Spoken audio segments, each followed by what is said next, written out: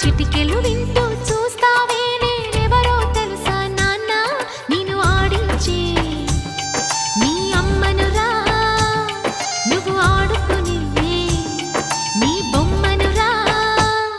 గోపాల బాలుడమ్మ నా చందమామ పదే పదే చూసుకున్నా